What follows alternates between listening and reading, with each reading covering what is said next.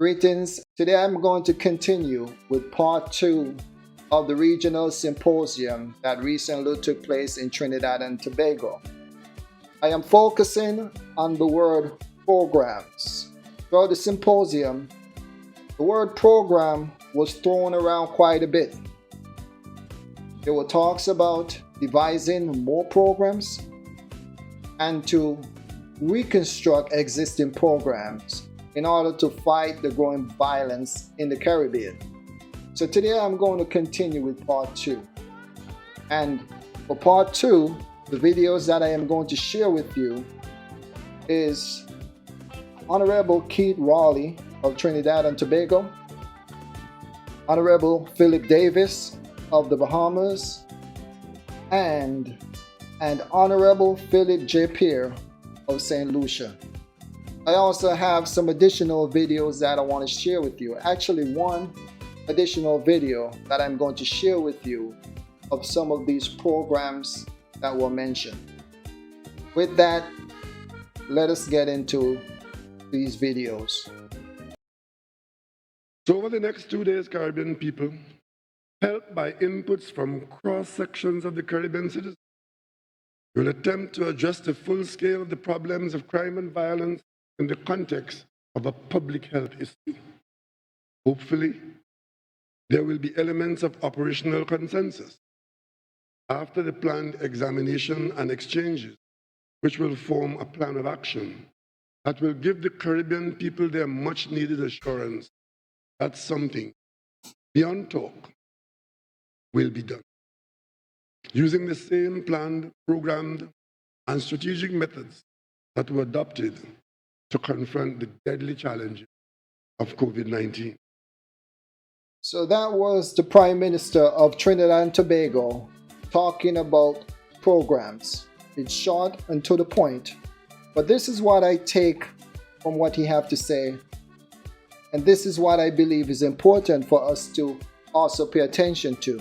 He talked about after this symposium, he's hoping that they could reach a consensus which will lead to a plan of action. But at the same time, he said that they will be using plans, programs, strategic methods, and models that was utilized during the COVID-19. So it sounds to me like they already have plans that were adopted from COVID-19, and I talked a little about this yesterday. It seems to me like the plan is leaning more towards more policing, and you can tell me if I'm wrong about that. Let us get into what the Prime Minister of the Bahamas have to say. Like a virus, gaining momentum as one violent crime gets another. In fact, there is a substantial history of analyzing patterns of violent crime using many of the same references used in epidemiology. Violence is contagious, and those who map the commission of violent crimes find that their data mirrors the spread of infectious diseases within a community. Violence can strike in waves and can grow exponentially. Those who come in close contact with violence are most likely to spread it and most likely to fall victim to it. CARICOM has embraced the view of violence as a public health crisis, requiring comprehensive intervention, battle an epidemic that has claimed far too many lives. As we would with any public health crisis, we must define and monitor the problem, identify the risks and protective factors, and develop mitigation and prevention strategies to halt the epidemic. The discussions we will have throughout this symposium will deepen our understanding and provide us with a foundation from which holistic strategy can be developed. There are already many innovative public and non-profit programs with established track records of success throughout the region. We must continue learning from one another and collaboratively develop data-based violence reduction models. I know I don't have to persuade any of you about the urgency of this work. On a typical day, some estimates suggest that an average of 13 young adults between the ages of 16 to 30 lose their lives to violent crime in our region. That was the Prime Minister of the Bahamas. He seemed like a very thoughtful person. I really enjoy his delivery and the way he seemed to approach it. He talks about problem-solving strategies. And I realized that throughout his speech that he mentioned prevention a lot, which I like that. He talked about prevention more than he talked about expanding the police or monitoring the people and all that type of stuff. He talked about prevention. He talked about defining and identifying the root causes of the issue, to developing mitigation and prevention strategies, executing and monitoring the situation. To the point of identifying the issues, the video that I created yesterday covered a gentleman whose name is Dean Chambliss. Dean Chambliss is a representative of the Pan American organization, and he seemed to be convinced that the root cause of the crimes in the Caribbean are caused by abusive parenting. He mentioned that parents, specifically the male figure of the house, needs to treat the children better and needs to also stop abusing the woman. He made it a point to mention quite a bit of times that the key focus is women and children.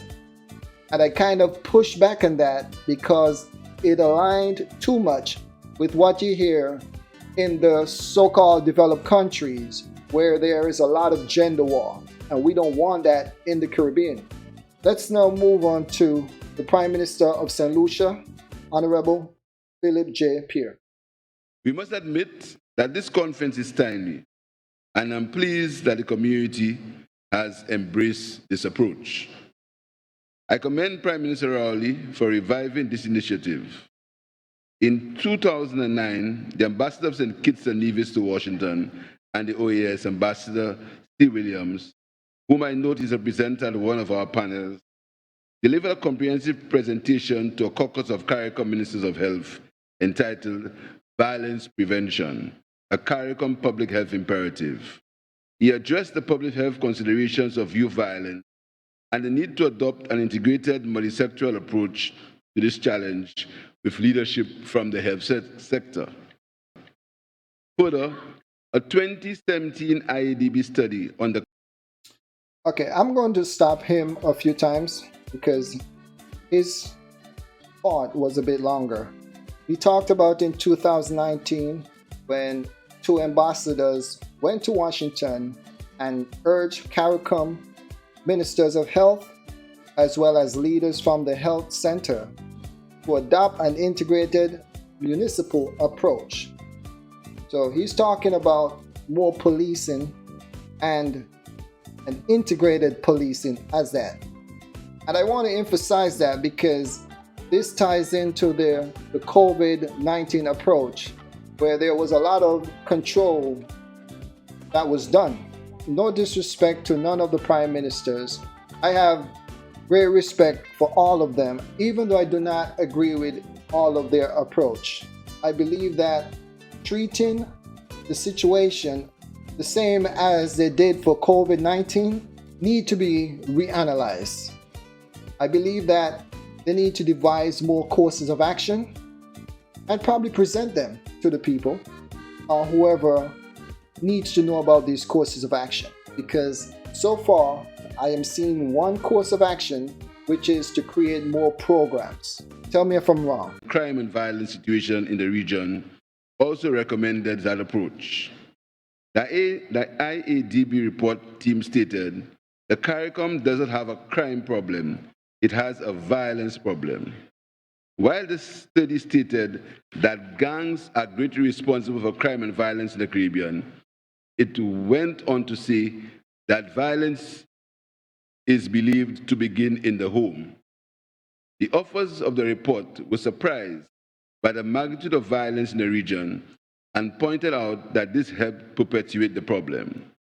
The report asserted that Caribbean governments had not found the right balance between prevention and control of violence and urged them to replicate successful violence prevention programs from other countries.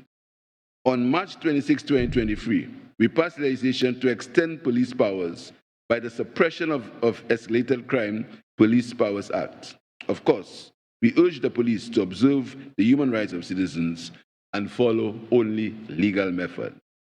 Mr. Chairman, colleagues, I believe it would be common knowledge to all of us in this room that in early March this year, St Lucia requested the support of the RSS to quell an escalating crime situation in the southern part of the country. I want to take this opportunity to thank the RSS member states for quickly responding to our call for assistance. The scale and barbarity of the violence that occurred in that town over one weekend is unparalleled in our country's history. What is particularly concerning about the situation is that while the homicides were gang-related, the perpetrators were seemingly targeted family members of the perceived foes, raising their criminality to a new and different level. The situation calls for more than a law enforcement response, but one that is comprehensive and multidimensional, that will seek to find and eradicate the roots of this cancerous violence. But as we all know, Mr. Chairman, violence, particularly organized gang violence, is a disease that is not easily arrested, especially in a reactionary mode and a scenario where it is aided and abetted by the influx of guns and ammunition from outside of the country, notably from the United States. We therefore welcome this symposium, as we in St. Lucia are in the early stages of implementing social and crime suppression programs that can provide an avenue for the resolution of that situation. My government is convinced that crime must be tackled scientifically and as a public health concern. While we continue to provide unprecedented resources to our police force, it has become clear that a proactive and evidence-based approach can bring about a sustainable abatement of crime and antisocial behavior in our country. Before I continue, you mentioned earlier that his government worked alongside the RSS to tackle crime in the region. But at the same time, he mentioned that the source of the weapons are the US. The RSS is a US instrument that was used to combat communism in the Caribbean. Since then, it has adjusted and worked with CARICOM in the region as a task force on crime and security, or CRTFCS. Now, when he mentioned the RSS, followed by guns coming from the US, my antennas goes up, of course. And I ask myself, why not do more to prevent the guns from leaving the US? If that happened though, the RSS will have no need to be working with St. Lucia, right? I think these are reasonable conversations to have. Why not encourage them to do more there? And I know that the conversation is happening now. I am willing to bet that no one are tying those two pieces together. Because remember, there are many people who are fighting over access to the Caribbean region. There are competition between different nations. So this would be a good excuse. This would be a good way to be involved with the Caribbean. No? Okay, let us continue. There is also the crucial matter of diverting our young people away from crime, and my government has put in place a basket of initiatives to drive this. The first of these is the creation of a youth economy, which aims at helping our young people to become entrepreneurs and business people. The vehicle for this transformation is an agile, specialized youth agency, the which will provide financial and technical assistance to our youth to convert their hobbies into entrepreneurship and skills into business. Now, everything he said here sounds real good, don't it? But as you will see, these programs that he is talking about, every single one of them comes from outside sources. One is from the US, the other is from Britain. Now, I am not here to attack either nation, the US or Britain. I appreciate the help that they are giving, and we should appreciate that. But why in 2023 we are still in this position? we should be moving in a direction that would free us from having to depend on any one of them. That is why I believe it makes sense to have a united Caribbean, all these CARICOM countries, because a tiny St. Lucia, a tiny Barbados, does not have enough land, does not have enough people to sustain itself. Let's continue. Related initiatives include the Youth Resilience, Inclusion and Empowerment, YIRE, programs which will develop the learning output of St. Lucian youth, prepare them for professional job opportunities, connect them with professional development initiatives, and strengthen the St. Lucia community and family structures that impact youth development. The Ministry of Youth Development and Sports hosted representatives of USAID, Youth Resilience, Inclusion and Empowerment, YIRE. The YIRE project is a part of a family of programs supported by the USAID in the region. These programs form part of the USAID 2020 to 2025 Regional Development Cooperation Strategy and the priorities and objectives of the Caribbean Basin Security Initiative. We sat with the Chief of Party, Phelps Feely, of the USAID Youth Resilient, Inclusion and Empowerment Project. Priorities are really around the public health approach, sharing knowledge, learning and adaptation, and sustainability. And so those three programs are the OASIS project, which is around juvenile justice, the Cara Secure project, and the YIRE project that we're talking about today. The Minister for Youth Development and Sports explained his deep concern for the crime situation in St. Lucia and workable solutions the ministry can use to alleviate the problem. Thankfully, we have partners such as USAID who are willing to provide some support to ensure that we can strategically and methodically identify what are the main issues pretty much causing the crime situation on island, and thereafter coming up with strategies to tackle the issues. The YIRE is youth-centered, system-strengthening activity focused on youth between the ages of 10 to 29 in Guyana, St. Lucia, and Grenada.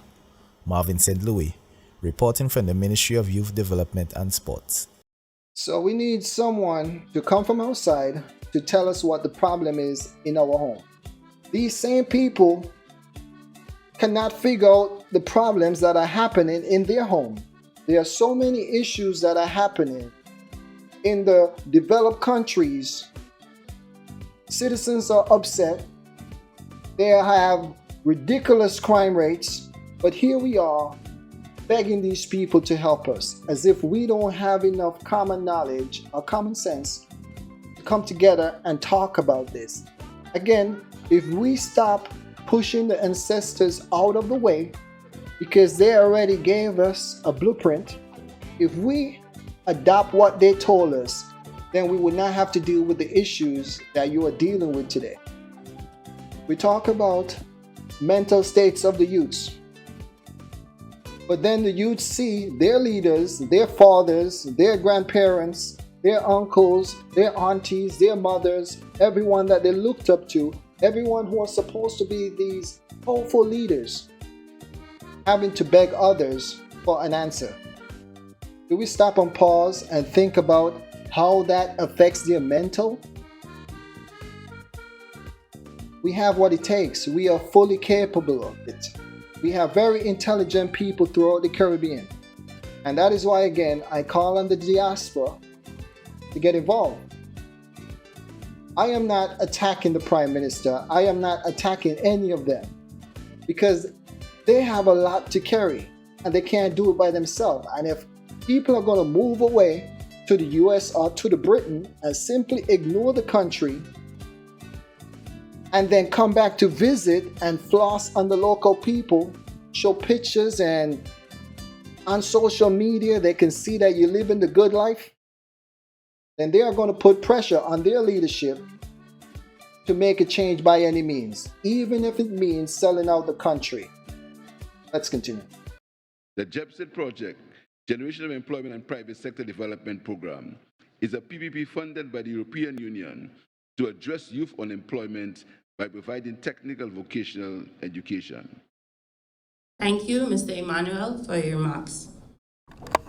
She hails from the coldest regions on the European continent However, the West Indian sun has infused with her Caribbean flavoring, as her previous stint as ambassador of the European Union was based in Jamaica, where she served Jamaica, Belize, the Bahamas, Turks and Caicos Islands, and the Cayman Islands.